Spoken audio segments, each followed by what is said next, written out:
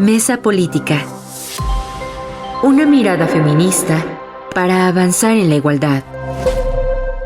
Hola, ¿qué tal? Bienvenidas a una nueva emisión de Mesa Política, una mirada feminista para avanzar en la igualdad. Yo soy Lucía Lagunes Huerta y el día de hoy vamos a hablar sobre la llegada de Ernestina Godoy a la Fiscalía General de la República. ¿Qué significa? No solamente que llegue una mujer, de entrada bienvenida que las mujeres ocupen más espacios de poder en nuestro país y en todo el mundo, pero cómo ese poder se usa también a favor de las mujeres, a favor de sus derechos humanos de las mujeres. Y de esto van a estar analizando Angélica de la Peña, Imelda Marrufo y Marta Tagle, así que acompáñenos. Y bueno, entrando ya en tema, pues la semana pasada cerramos de manera movidita, mi querida Imelda Marrufo, vimos la salida del fiscal de Gers Manero de una manera poco clara, lo hablamos aquí, poco transparente, todavía no sabemos al menos no lo recuerdo ahora, si ustedes lo tienen ahí me lo dirán, el país hermano que acogerá a Gers Manero, ¿no? Angélica decía qué culpa tiene Alemania, coincido, ¿no? Pero bueno, pues es estos retiros, jubilaciones de oro, como se le ha llamado, y llega una mujer a la Fiscalía General de la República, ni más ni menos que la ex fiscal de la Ciudad de México, Ernestina Godoy. Tú lo comentabas, mi querida Imelda, precisamente, llega la ex consejera jurídica de Presidencia, así que pues muchas aristas para revisar, Imelda Marrufo, en esta mañana. ¿Cómo la ves? Hola, ¿qué tal, Lucía? Pues muy buenos días, Angélica, Lucía, toda la equipa de CIMAC y por supuesto a quienes nos sintonizan, nos escuchan, compartan. Un saludo afectuoso a la querida Marta Tagle también, donde ella se encuentre. Por supuesto que sí, Lucía. Efectivamente, ya desde la semana pasada, Angélica, conversábamos justamente este tema, iniciábamos este tema, recordando nada más a la audiencia, Angélica, que el 27 de noviembre, hace algunos cuantos días, le solicitaron la renuncia a Gers Manero, o digámoslo así, presenta esta no renuncia, Angélica, desde mi punto de vista, porque la carta que se lee, se envía en realidad, y la manera en la que sale, pues hace referencia a un enojo y a una molestia de esa solicitud. En ese sentido, efectivamente, la semana pasada, Lucía, ya nos enteramos de lo que se venía efectivamente comentando, que sería Ernestina Godoy quien lo sucedería en el cargo. Y bueno, un poquito haciendo referencia a cómo llega Ernestina Godoy y un poquito también qué se esperaría de Ernestina Godoy. Yo quiero comentar que efectivamente Ernestina llega en un proceso, pienso yo, pues lamentable, de simulación, en el sentido de esta nueva selección de la terna, digo de la simulación, porque sabemos efectivamente cómo se hizo, y me parece que allí es un proceso desasiado. Y hay que decirlo, efectivamente no hay manera de cómo nos puedan pues dorar la píldora de efectivamente cómo se seleccionó. Por supuesto, también una persona de toda la confianza de la presidenta Claudia Sheinbaum, sin lugar a dudas, y que con esto, desde mi punto de vista, lo comentaba la semana pasada, ella lo que plantea es una alineación de la gente de su confianza con quien ella considera le ha dado resultados en el pasado. Y bajo esa perspectiva es la que efectivamente Ernestina Godoy llega a una fiscalía cuyo fiscal y también, digámoslo así, desde el presidente Andrés Manuel López Obrador traiciona lo que desde en el 2016-17, ustedes recordarán, se propuso desde el movimiento por una fiscalía que sirvan. A mí me tocó participar en aquel seminario importante a finales del 16, Lucía, en el que se planteaba este tema de la autonomía, efectivamente, de este tipo de instancias. En ese sentido, yo nada más diría, y lo comentaba hace días atrás, que partamos de que no se dio una autonomía de esta institución y que esa autonomía no se dio porque Andrés Manuel no lo permitió, no lo quiso, y porque el fiscal general digámoslo así, por supuesto, pues llegó a hacer lo que quiso, lo que el presidente le permitió hacer, también con un tema de complicidades, y eso hay que decirlo con todas sus letras. Bajo esa perspectiva es la llegada de Ernestina, una mujer que también se ha planteado, Lucía, con claroscuros en el trabajo en la Ciudad de México. Desde este punto de vista hay cuestionamientos sobre su mandato, sobre su quehacer, pues serios, errores gravísimos, como este tema de la familia del fiscal, que fue el único caso que prosperó, también lo decíamos. Sin embargo, también comento que hay yo no veo, no de ustedes, díganme, gente que le esté llorando a la salida de Gers Manero, porque a lo mejor me ando equivocando, pero sí partamos de que, al menos a mí, me parece, a mí me dio mucho gusto que se fuera, no la forma y en este sentido el proceso tan desaseado.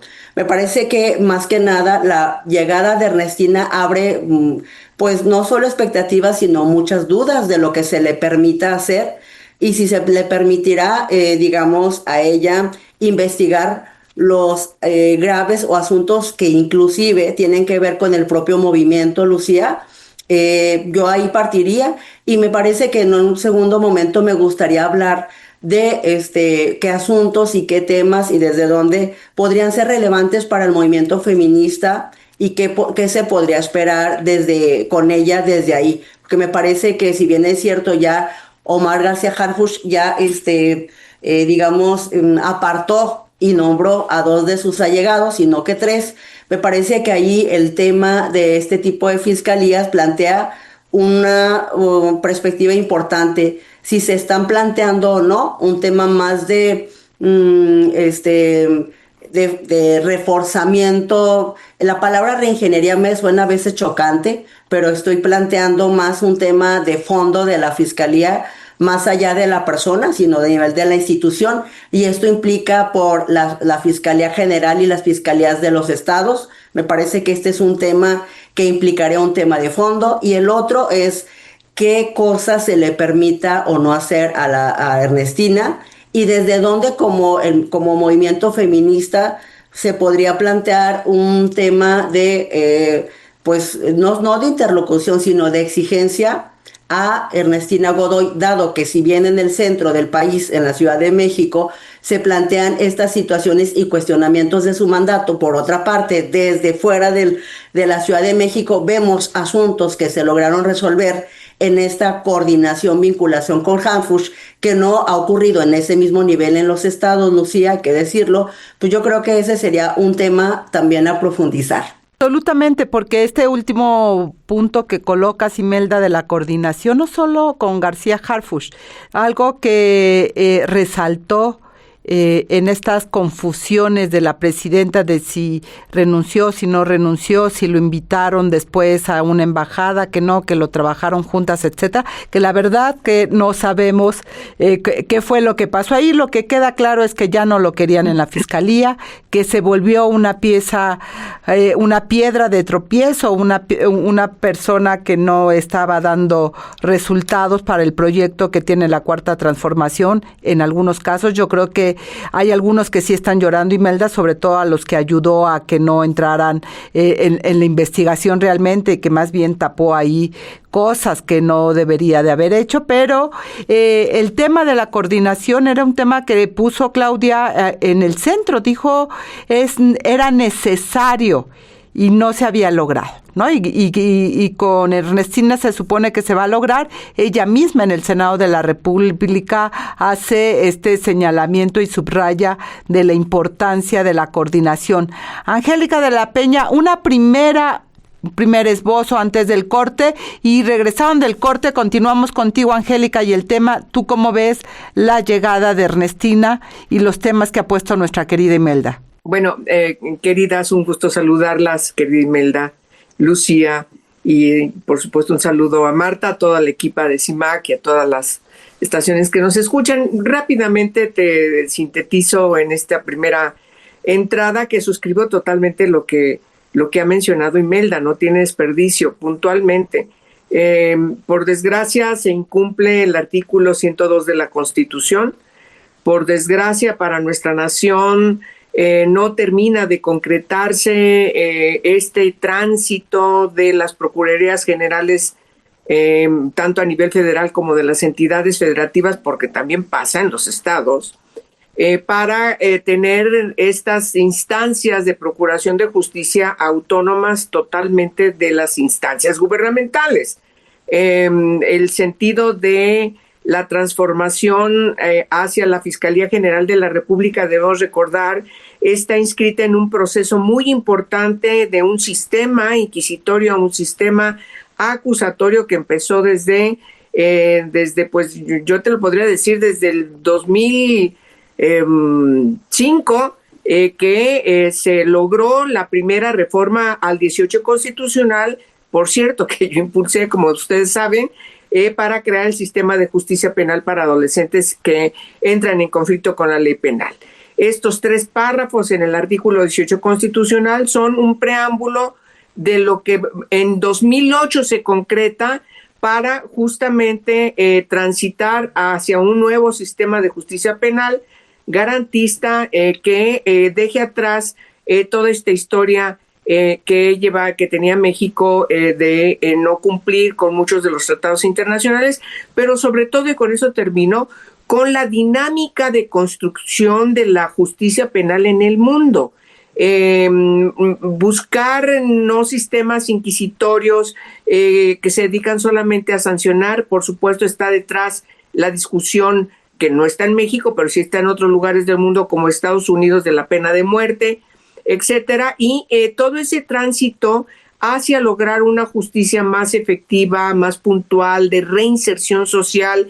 Las fiscalías se constituían necesariamente como una obligación en cada estado para transitar a ser instituciones autónomas de los gobiernos, autónomas de de los primeros respondientes, que son las policías en los distintos órdenes de gobierno, y por supuesto de los intereses que pudieran estar atrás, que impiden la transparencia en la procuración de justicia. Me parece que ese es un primer preámbulo. Claro, y que hay que seguir profundizando. Y Angélica de la Peña, pues grandes temas, sin lugar a dudas, estos movimientos, la salida de el fiscal, la llegada de Ernestina Godoy, la falta de cuidado, como tú bien lo señalas, del proceso de selección, la falta de transparencia, en fin.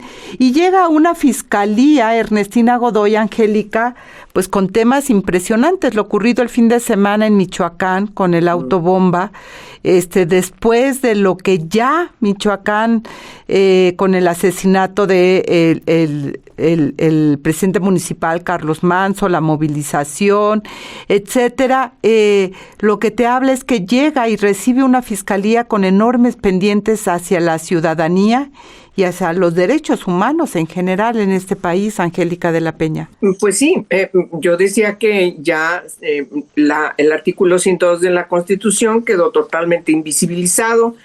Recordemos que Gers Manero argumenta en su renuncia como causa grave el haber aceptado una embajada que le había ofrecido la presidenta Sheinbaum, y todo este proceso inscrito en la formalidad de la ley de lleguen, inscríbanse quienes quieran, quienes pretendan, se le hace una lista de 10, entre esos 10 van 5 mujeres, 5 hombres, es una simulación interesante, pero ahí va Ernestina Godoy, que antes había llegado a la fiscalía en un encargo donde ante la ausencia del titular de la fiscalía, ella llega en su sustitución, es decir, toma el despacho de la fiscalía antes de que ella sea electa, antes de que se inscriban estos nombres para llevar estos 10 nombres a que la presidenta finalmente decida una terna de señoras y mande esa terna para que finalmente se concrete lo que ya sabíamos desde el principio, es decir,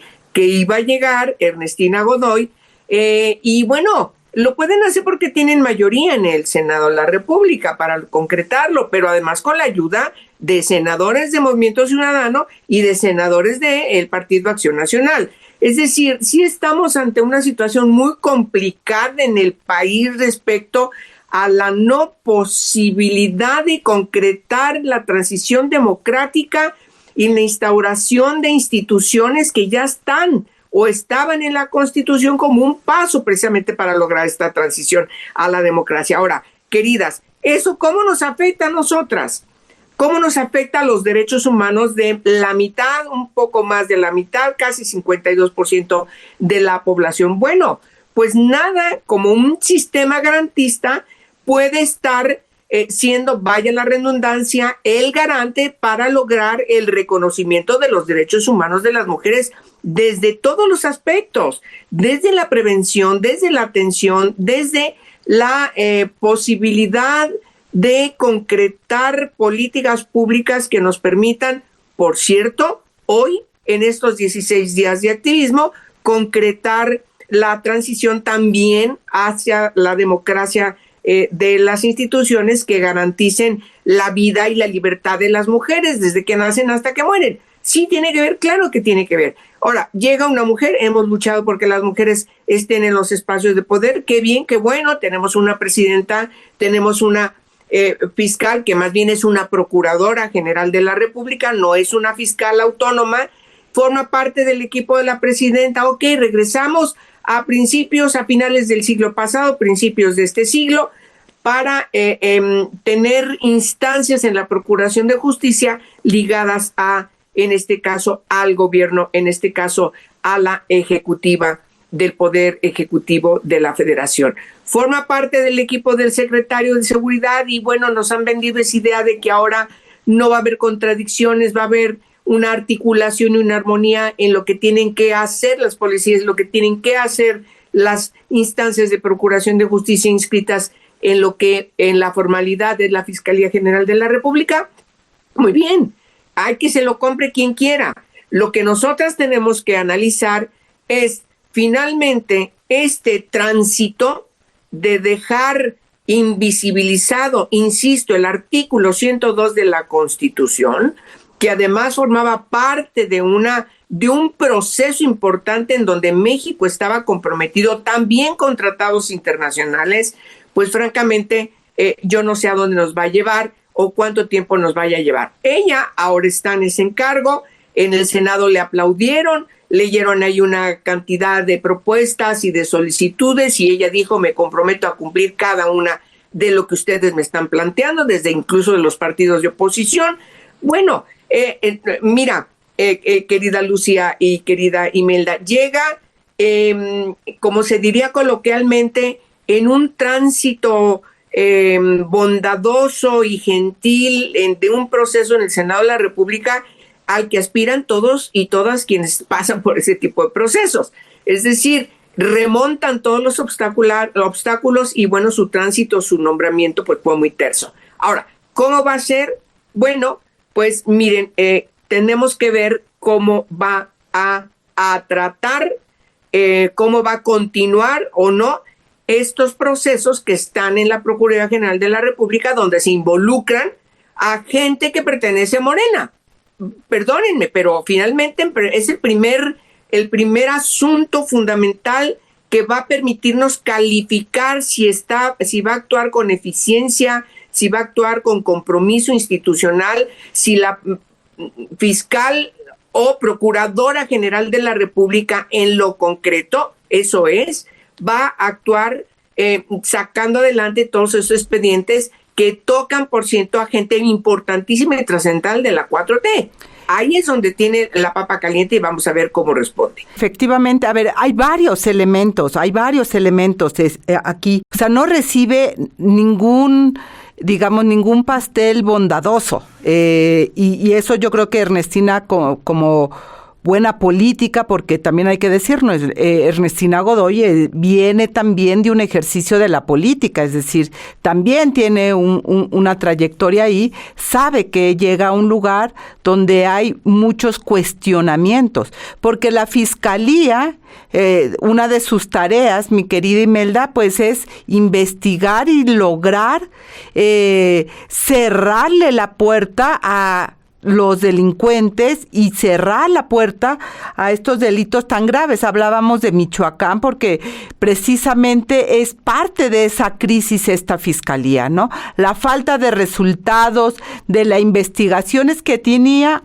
al menos digamos, en la mesa seguramente, investigaciones importantísimas que ya se dijeron en su momento y que en materia de las mujeres tiene que ver no solo con feminicidio, sino con todos los delitos violentos hacia las mujeres, ¿verdad?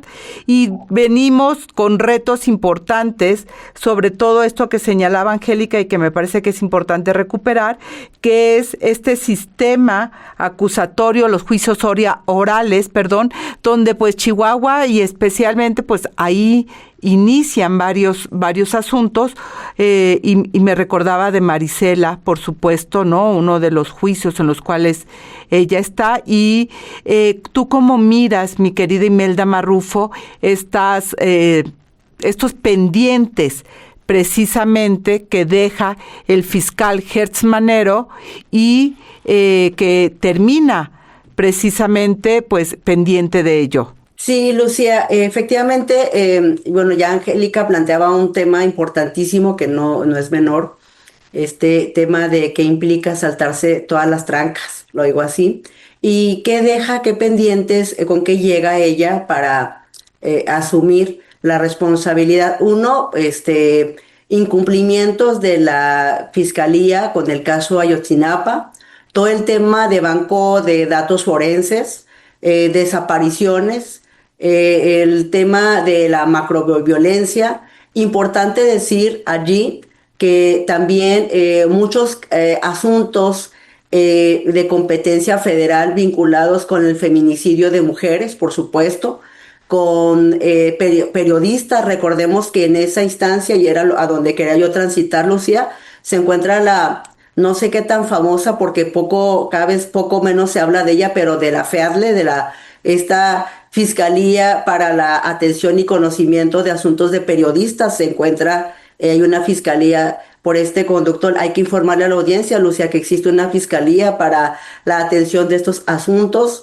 Efectivamente que no es menor. Recordemos también que dentro de esta fiscalía está una digamos una especie de subsecretaría, ¿no? De Derechos Humanos, que en ese sentido abarca la Fiscalía de Trata, Lucía, que todos los casos de trata y de violencia por funcionariado federal, ¿no? Y además que tiene competencia concurrente en algunos casos con las fiscalías locales, digamos, ciertos asuntos, pues le compete también a esta fiscalía. En el pasado, la subsecretaria de esta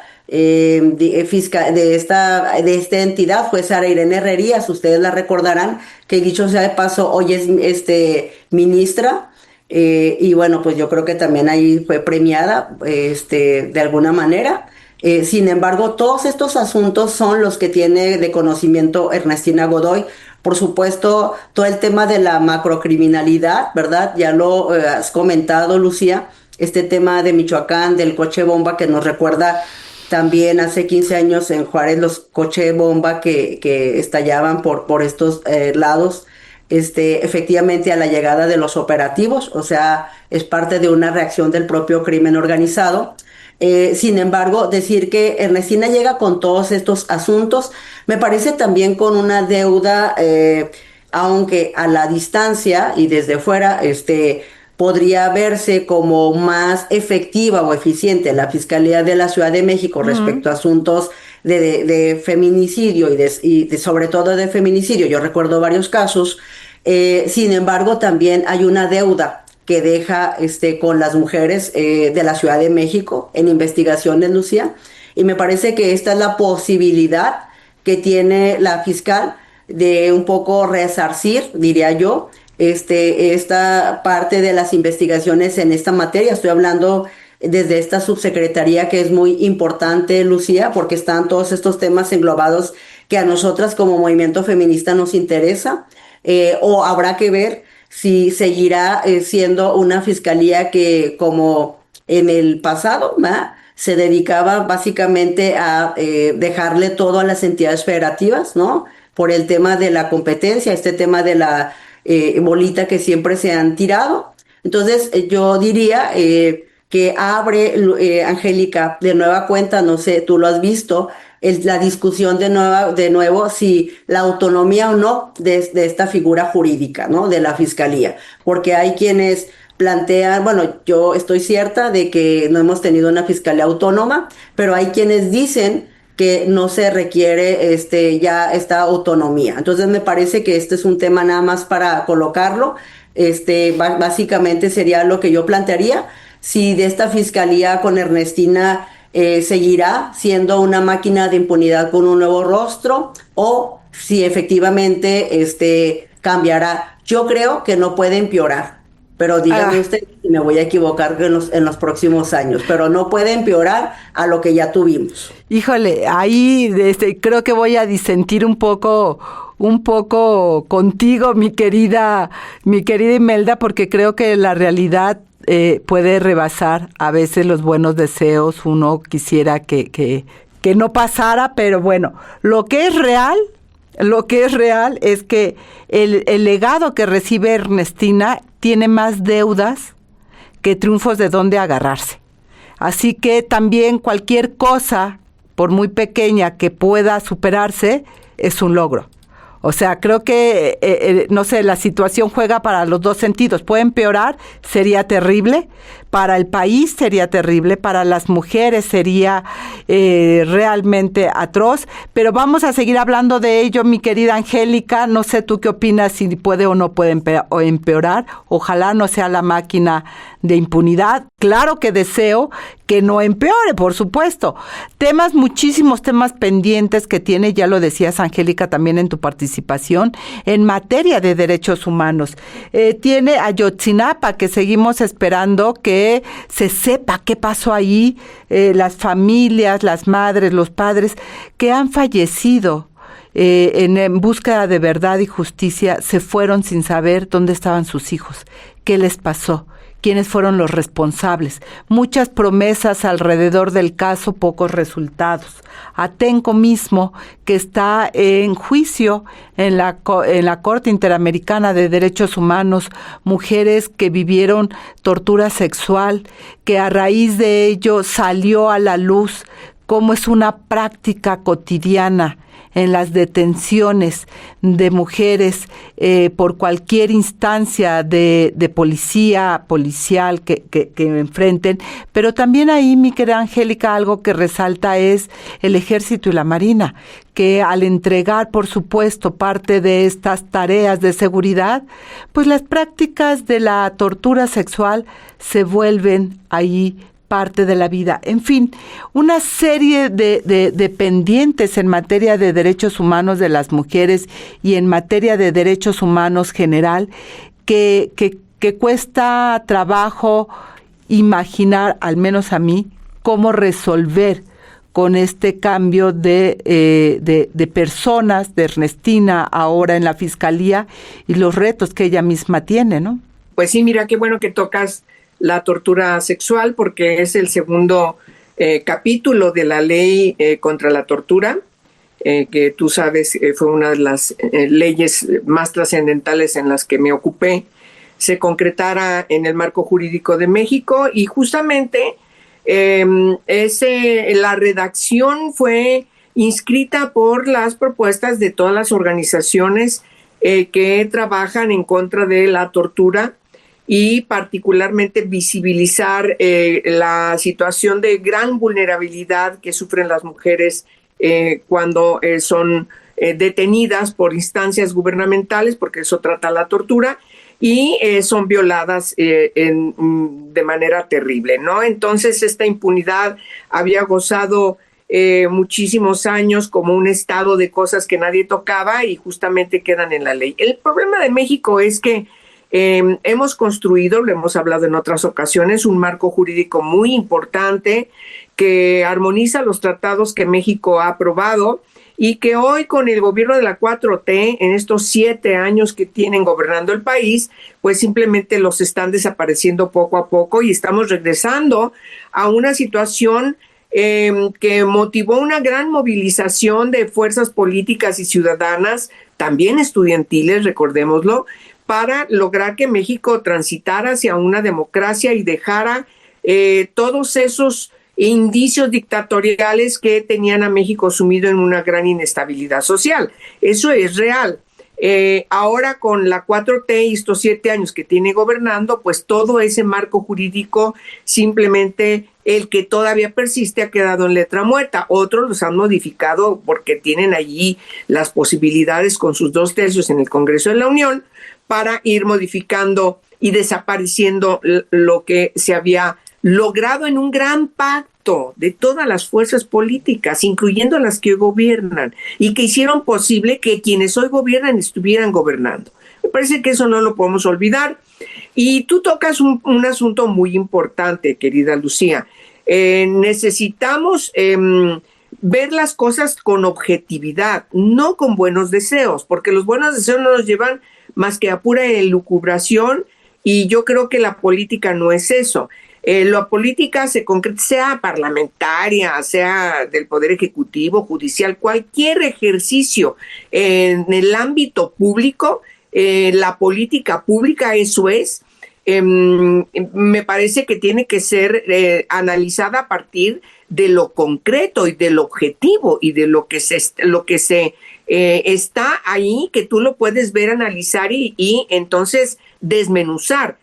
La Fiscalía General de la República en lo concreto ha desaparecido como un órgano autónomo constitucional. Eso ya no existe. Ahora regresamos de facto a tener una Procuradora General de la República. Ojo, Procuradora con A, ¿ok? Qué bueno que es una mujer, pero perdón, no podemos nosotras distraernos en función de que qué bueno que hay mujeres ahí, si las mujeres nos están llevando a la ruta dictatorial que al final de cuentas afecta fundamentalmente los derechos humanos de las mujeres. Porque, insisto, somos el 52% de la población. No es que seamos un ente aparte y tengamos un planeta aparte, no. Formamos parte de la misma sociedad mexicana y en ese sentido me parece que, pues habrá quienes piensan, quienes votaron por ella, incluyendo los partidos de oposición como el PAN y como Movimiento Ciudadano que le dieron su voto, pues están comprándole su buen deseo que dijo yo voy a atender todo lo que ustedes me están entregando. En los hechos me parece que estamos frente a una situación que no podemos dejar de ver. Hay una militarización en el país, querida Lucía.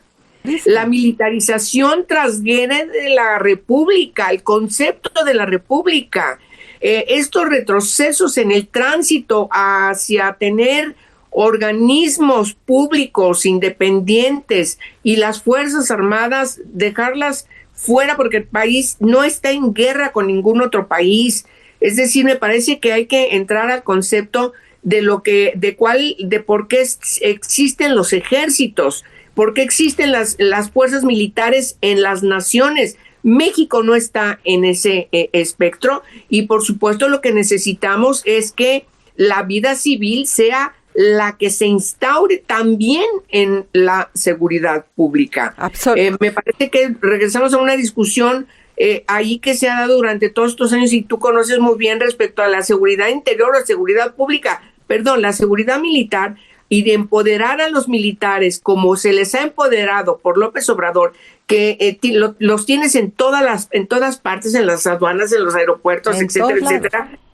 Eso no forma parte de lo que motivó una transición, incluso la movilización, que fue una parte del origen de todos estos partidos de oposición de finales del siglo pasado. Y que, insisto, es decir, ya Imelda hablaba de la FEADLE, de la Fiscalía Especial, que tú también la conoces muy bien por tu asistencia permanente en el mecanismo de protección para periodistas y personas defensoras cuando eras la presidenta de la Comisión de Derechos Humanos del Senado, que después de ti, tengo que decirlo, nunca jamás volvimos a ver a la presidenta de las siguientes comisiones de derechos humanos del Senado sentadas en mesas de trabajo, que hubiera sido espectacular porque tú hacías un gran papel, Angélica.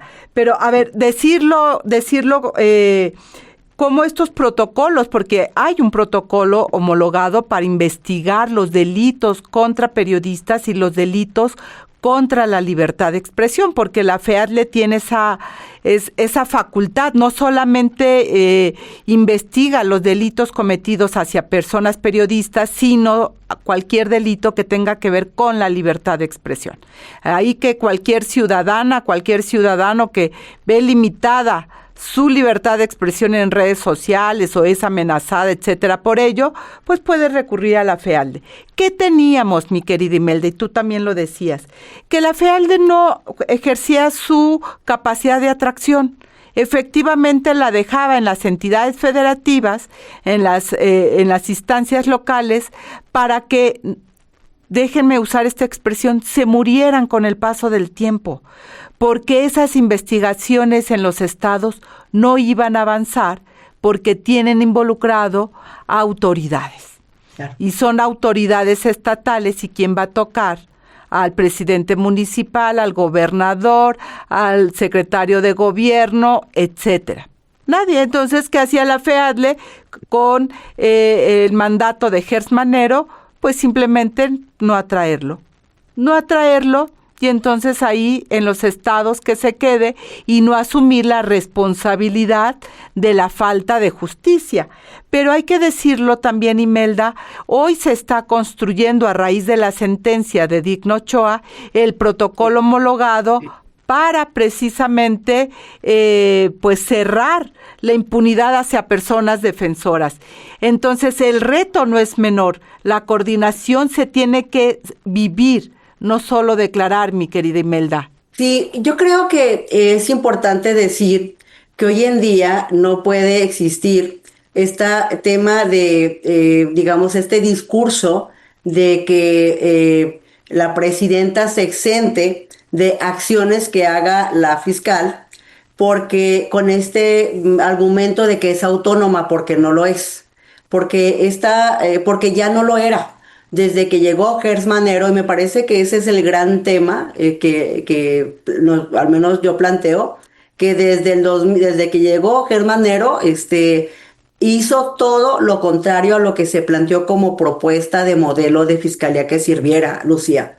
Y en ese sentido, es decir, hoy en día tenemos un poder judicial, o sea, un poder judicial ad hoc, ¿verdad?, a el partido gobernante, porque efectivamente la gran mayoría de las personas que se encuentran ahí, pues digamos son puestas, ¿no?, con la venia y con el voto de el partido de mayoría. Y en ese sentido, si tú tienes un poder judicial, tienes un ejecutivo, tienes todo el Congreso y ahora tienes la fiscalía, ¿no?, pues ¿cuáles serían los argumentos para decir no pudimos, ¿no? Uno. Por otra parte, yo cuando me refiero a comparativamente con Gertz, en el caso de Ernestina, específicamente lo que tiene que ver con delitos relacionados a violencia contra las mujeres, y cuando digo que no puede empeorar, es que no investigó nada, Lucía. Si hablas de una institución que nunca investigó y que se trató... Hablas de Gertz Manero, nada más para aclarar. Correcto, a eso me refería, acoto el tema. Te lo digo como acompañante y representante de casos. Nosotros tuvimos casos ante la Fiscalía por temas de trata. Desde que estuvo Marisela Morales, y nada más cito y recuerdo que Ernestina sí es la primera fiscal en este modelo, pero no la... Primera mujer primer mujer que está en una entidad, porque fue Marisela Morales otra. Nosotros tuvimos asuntos desde esa época, Lucía, que nos fueron declinados. Entonces, a eso me refiero. Claro. Nos declinaron casos, digamos, casos que representamos nosotros, Red Mesa de Mujeres, y la hoy Fiscalía de trata y estas, al momento de estar decorativas, pues una dice, ¿no?, que puede estar peor, más en ese sentido. Sin embargo, como realidad, efectivamente el contexto siempre puede estar peor y la historia no lo ha dicho. En ese sentido, yo diría que sí está la posibilidad, y decía en ese sentido, de que la agenda que hemos planteado, las defensoras feministas, tiene la posibilidad de generar un equipo de trabajo, y me parece que eso es clave, Lucía. ¿A quién va a poner Ernestina en estos puestos claves de estas subsecretarías que yo mencionaba y de estas fiscalías? Eso me parece que sí tiene que ver, pero no solo se trata de las personas, sino del sistema hacia las entidades y de la manera en la que sí o no, ¿verdad?, siguen pateando el bote y mandando la bolita a las entidades. Para mí me parece que estamos ante una nueva discusión que tiene que ver, sí, con el tema de la autonomía, con otros elementos de cómo están las fiscalías y la propia Fiscalía General en las entidades de las que siempre tiene sede, Lucía, y en esas entidades. Y vamos a seguirte todavía analizando, porque esto apenas inicia, es como ir quitando capitas de cebolla para ir tratando de entender. A ver, el tema nos da para muchísimo más, porque creo que quedan temas pendientes, decíamos, estamos apenas quitando las capas de la cebolla. Lo cierto es que hay que decirlo también, es que llega Ernestina Godoy con el respaldo presidencial. Eso también le da una fuerza si se quiere trabajar en las entidades federativas. Esta preocupación que tú planteas, Imelda, de lo que ocurre en las entidades federativas, por supuesto, te da la posibilidad. Si pudieron tener a todos los gobernadores, las gobernadoras para decir que se sumaban a esta campaña y a esta cosa viscosa que presentaron el 25 de noviembre, pues uno podría creer que si hay voluntad podrían hacer cosas maravillosas, si quisieran, porque creo que tienen ahora sí que todo el poder, Angélica, la sartén por el mango y el mango también. Entonces, como ese discurso que traen de las mujeres y bla, bla, bla, pues lo aterrizan teniendo el aparato de Estado, porque lo que no nos dijeron el 25 de noviembre es cómo ese aparato de Estado, que usando esta figura del elefante blanco reumático, pues se mueve, ¿no?, a favor de los derechos humanos de las mujeres, y ojalá que la Fiscalía fortalezca ese programa raro de atención, protección, no sé qué, de la violencia sexual, porque lo que tenemos las mujeres enfrente es impunidad, maltrato, revictimización, duda de nuestra palabra cuando denunciamos, juzgamiento de por qué andábamos o no andábamos, hacíamos o no hacíamos, y las defensoras de derechos humanos en este país lo viven todos los días. Entonces creo que el reto no es menor, mi querida Angélica, de la fiscal, y luego pues tenemos la escenografía montada el fin de semana, ¿verdad? Entonces, pues la lectura se va haciendo más compleja de lo que tenemos enfrente. Pues sí, mira, tocas varias cuestiones importantes. Lo que acaba de pasar el día 6 en esta convocatoria, pues ratifica lo que la presidenta, ahora sí que por sus pistolas dice, el Zócalo es mío, ¿no? El Zócalo es de la 4T y entonces no llegan. Si el Zócalo hubiera estado repleto igual, si hubiesen dejado entrar a la marcha, que fue convocada por todas estas organizaciones y por supuesto la generación Z. No las dejaron entrar, o sea... Hicieron el embudo, ¿no? Sí, hicieron el embudo y entonces la gente se empezó a ir y no llegaron, o sea, la cola... Violencia, pues tú te... hasta donde se originó. Entonces, tenemos mucha experiencia en ese sentido. El control del Zócalo, pues es para ellos un asunto emblemático como una característica de los populismos. Y los populismos no son de ahora. Cuando hay analistas que dicen regresamos a la época de Díaz Ordaz, a la época de López Portillo, a la época... Sí, regresamos a la época de ese prismo que, insisto, toda la movilización social en esas épocas llevaron a sentar al gobierno, principalmente con las organizaciones y con la oposición, a un tránsito hacia la democracia y empezaron a haber reformas importantes. No nos da tiempo a nombrarlas a cada una de ellas, pero allí es donde también entraba, que es la materia de este conversatorio, pues las fiscalías de la República y la de los estados. ¿Qué tenemos ahora enfrente? Una cosa muy grave. Es lo que está allí presente, que también ha sufrido un grave deterioro y que es que no tenemos un poder legislativo. Porque miren, el poder legislativo no solamente revisa las reformas que cada legislador o legisladora presenta, o incluso las que presentan los gobiernos estatales o incluso el derecho que tiene la Presidencia de la República para presentar iniciativas preferentes o las iniciativas que llegan desde la sociedad civil, ciudadanas. El Poder Legislativo también revisa el cumplimiento de la política pública que deriva de las reformas de la ley, de la Constitución. Y ahora tenemos a los congresos locales, pues cada vez ligados a quien está gobernando. No hay esa libertad, no hay esa discusión, se tiene una mayoría desde quien tiene la jefatura. Y, por ejemplo, el hecho que acaba de pasar, del que estamos hablando en este programa sobre el proceso de la Fiscalía, pues es un ejemplo más, ¿sí? La mayoría que tienen en el Senado de la República, que es la Cámara del Congreso de la Unión, que se encarga de nombrar a la Fiscalía General de la República, pues decide poner ahí a quien no tiene el requisito de autonomía en primerísimo lugar como un asunto esencial de la caracterización de este encargo. Entonces, ¿qué pasa? Pues que hemos perdido el Senado, como hemos perdido la Cámara de Diputados en otras materias que ya también hemos hablado en este tipo de mesas que tú conduces, querida Lucía. Entonces, sí tenemos un grave problema estructural de tipo de un retroceso en donde la afectación a la República, como tiene que ser caracterizada nuestra nación, sí es verdaderamente grave.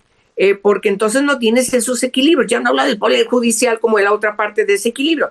Pero en el caso del Congreso de la Unión, de las cámaras en los estados y en el Congreso de la Unión, su independencia era necesaria precisamente para garantizar el cumplimiento de la ley. Garantizar no es darle pie a lo que plantea la oposición, no es un asunto de politiquería, es un asunto de análisis de la realidad para saber qué es lo que necesita el país, qué es lo que necesita la nación para que las instituciones cumplan con su responsabilidad de cumplir con el precepto de la ley. Y hoy tenemos un vacío en ese sentido porque no hay independencia del Poder Legislativo para evaluar, para señalar, incluso hasta con puntos de acuerdo, que la autoridad cumpla con la ley.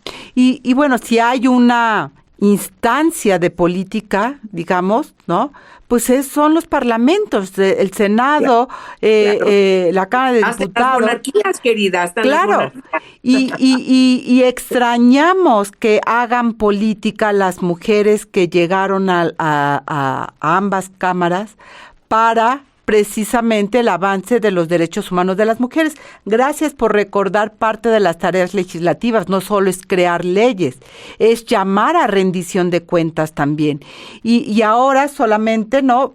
Sería fantástico la Secretaría de las Mujeres, sería fantástico el propio mecanismo de protección sentado en el Congreso explicando qué está pasando.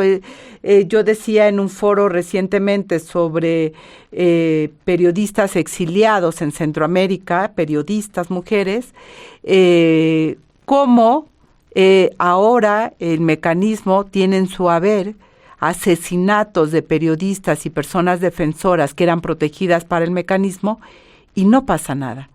No llama el Congreso a revisar a ver qué pasó ahí, qué falló en la política de protección para mejorar y garantizar la vida, porque esa es la intención del mecanismo, no para hacer como que protege y maten a la gente, porque de eso no se trata.